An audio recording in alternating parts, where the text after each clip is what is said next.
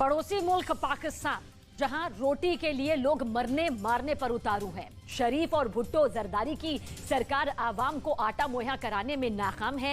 Imran Khan jail जाने से बचने की जुगाड़ में मशगूल हैं। ऐसे में अब पाकिस्तान के लोगों की इकलौती उम्मीद वो प्रधानमंत्री हैं जिनके देश को पाकिस्तान की आवाम दुश्मन मानती आई है। क्या वो प्रधानमंत्री नरेंद्र मोदी हैं? क्या वो देश भारत है? और क्या अब शहबाज को कटोरा लेकर दिल्ली आना ही पड़ेगा?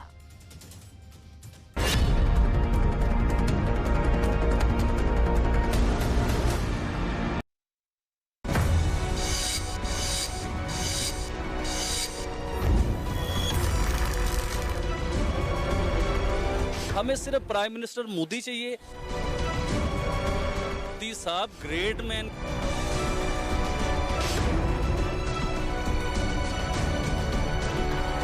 हमारी कि या अल्लाह हमें मोदी दे दो।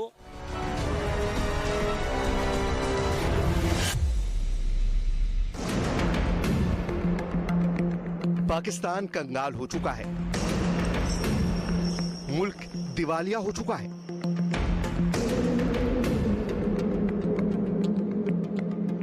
ये पाकिस्तान की हुकूमत कह चुकी है, आवाम मान चुकी है।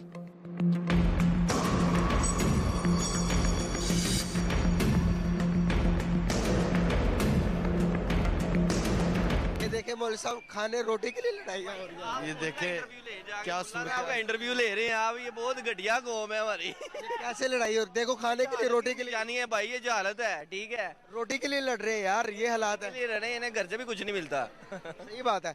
तो क्या कहना चाहेंगे, पाकिस्तान में ये हालात है, गहमा गहमे के रोटी के लिए लड़ रहे हैं हम, इन्हें कौन ठीक कर सकता है? ये कौमी ऐसी है, इनके साथ ऐसा ही होना चाहिए।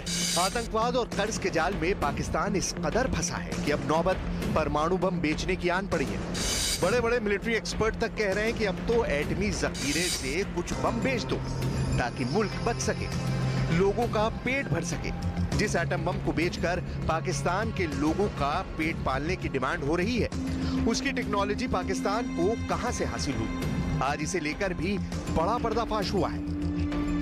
आपको वो सनसनीखेज सच दिखाएंगे, लेकिन पाकिस्तान के परमाणु बम से पहले बात भूखे पेट अवाम की।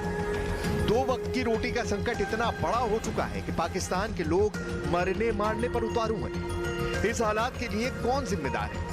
पाकिस्तान की जनता की जुबानी ही सुनिए। अगर हम अपने जोग्राफिया सूरत हाल को देखें, अफगानिस्तान है, बंगाल है, इंडिया, सब हमसे बहुत आगे चले गए हैं मुआशी तौर पर। और उसमें जो सबसे बड़ा कसूर है ना, वो हमारे सियासतदानों का है और हमारे इदारे कमज़ोर हैं। जब इदारे कमज़ोर होंगे तो फिर जाहिर है इंसान जो है वो मामलात इस तरह ख़राब होते जाते हैं। सवाल यह है कि इस डूबते मुल्क को कौन बचाएगा? मुट्ठी भर आटा और चुटकी भर नमक के लिए तरसते पाकिस्तान के लोगों की डूबती नैया कौन पार लगाएगा? खुद पाकिस्तान की आवाम से ही सुनिए। मैं मोदी मिल जाए, हमें तो नहीं नवाज शरीफ चाहिए, ना बेनजीर चाहिए, ना हमें इमरान खान चाहिए, कोई भी नहीं, जनरल मुशर्रफ भी नहीं चाहिए। हमें सिर्फ प्राइम मिनिस्टर मोदी चाहिए। तो पाकिस्तान को न नवाज शरीफ चाहिए, न भुट्टो जरदारी खानदान चाहिए और ना ही इमरान खान चाहिए। यहाँ की आवाम को चाहिए तो सिर्फ 135 करोड़ भारतीयों के प्रधानमंत्री नरेंद्र मोदी की नजरे इनायत चाहिए। जिस पाकिस्तान में बच्चों को जन्म से ही भारत और भारत के लोगों के प्रति जहर की जुगाली कराई जाती है, वहां अब हर किसी की जुबान पर भारत और पीएम मोदी का नाम है। आप ग्रेट मैन क्या कर रही हैं? आप मोदी कोई बुरा इंसान थोड़ी है। इंडिया के जो मुसलमान हैं वो 150 रुपए लीटर पेट्रोल ले रहे हैं ना, 150 रुपए का चिकन इंडिया वाले ले रहे हैं ना, इंडिया के मुसलमान। तो हम भी इंडियन मुसलमान होते, हमें क्या फर्क पड़ता है?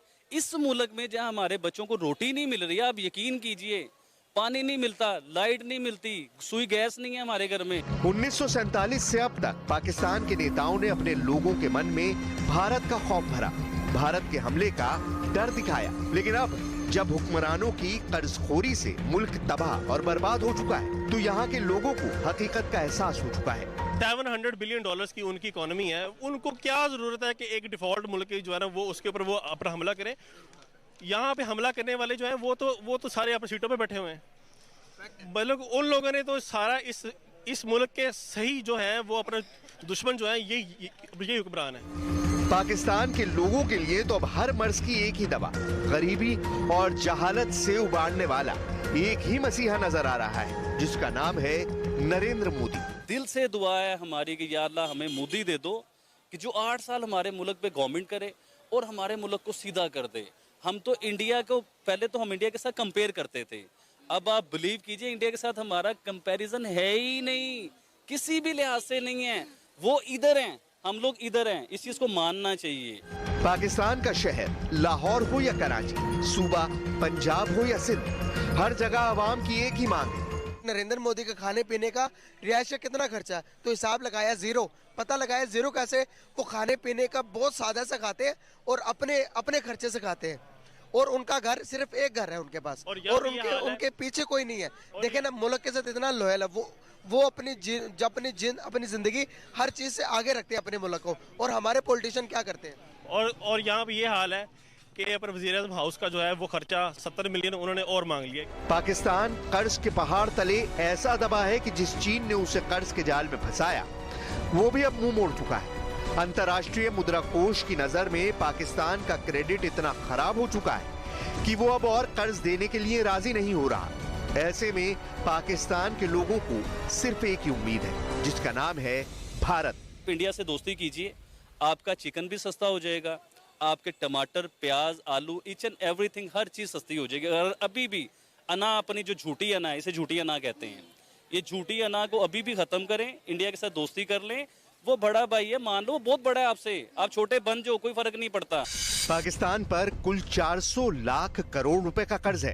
इसमें विदेश का कर्ज करीब 32 लाख करोड़ रुपए है, जबकि सबसे ज्यादा करीब 8 लाख करोड़ रुपए कर्ज चीन का है। चीन ने कर्ज देकर पाकिस्तान का जमकर इस्तेमाल किया, यहाँ तक कि उसे परमाणु बम का डिजाइन भी चीन से ही हासिल हुआ। ये दावा पाकिस्तान के बड़े परमाणु वैज्ञानिक परवेज हुदबॉय ने किया है। आपको अमेरिका से भी पता चल जाएगी, क्योंकि जब वो डिजाइन बरामद हुआ तो वो चाइनीज में उसके अंदर लिखा हुआ था। अच्छा। और उसका पुर्जा उसमें उस ब्लूप्रिंट में दिखाया गया था। लेकिन मुझे उससे पहले गालिबन 95 या 96 में ये पता चल गया था। चोरी और तस्करी से परमाणु तकनीक हासिल करने की बात पाकिस्तान के मशहूर मिलिट्री एक्सपर्ट जैद हामिद भी कर चुके हैं। जैद हामिद तो कर्ज से कंगाल पाकिस्तान की हुकूमत को सऊदी अरब, तुर्की और ईरान से 15 एटम बम बेचने की सलाह तक दे चुके हैं। हमने पूरी दुनिया से स्मगल करके, चोरी करके, दुनिया के कवानीन को बाईपास करके, स्मगल करके हमने अपना न्यूक्लियर प्रोग्राम बनाया और अल्लाह के फजल से अपने जोर बाजू पे बनाया। किसी के बाप की मजाल नहीं है कि हमें रोके कि हम इस टेक्नोलॉजी को एक्सपोर्ट नहीं कर सकते। हमने हाफ हार्टेड छुप छुप के एफर्ट्स की थी शुरू में। कजाफी हमसे लेना चाहता था, ईरान हमसे लेना चाहता था, डर के मारे हमने छोटे मोटे डिजाइन, वो जो डॉक्टर कदीर केस हुआ था इतना मशहूर मुशर्रफ के दौर में, ले इसको खुल के करें। अब दुनिया भर में एक तरफ पाकिस्तान के एटम बम बिकने की चर्चा पर हंगामा बरपा है, तो दूसरी तरफ पाकिस्तान पर तहरीके तालिबान के हमले का खतरा भी मंडरा रहा है। अब जरा सोचिए, पाकिस्तान के परमाणु बम अगर तालिबान के हाथ लग गए तो अंजाम कितना खतरनाक हो सकता है। लेकिन इसकी परवाह किसे है? पाकिस्तान की सियासी पार्टियां तो एक दूसरे को निपटाने में जुटी हैं।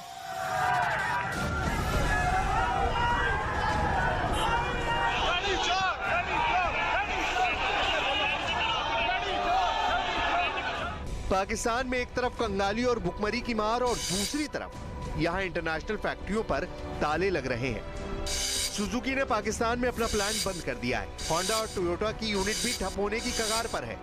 कंगाली और बदहाली से पाकिस्तान का वजूद खतरे में है। लेकिन अफसोस कि यहाँ हक मांगने वालों पर जुल्म ढाया जा रहा है, जिसकी सबसे ताजा मिसाल बलूच हैं। ऐसे हालात में कुछ भी हो सकता है।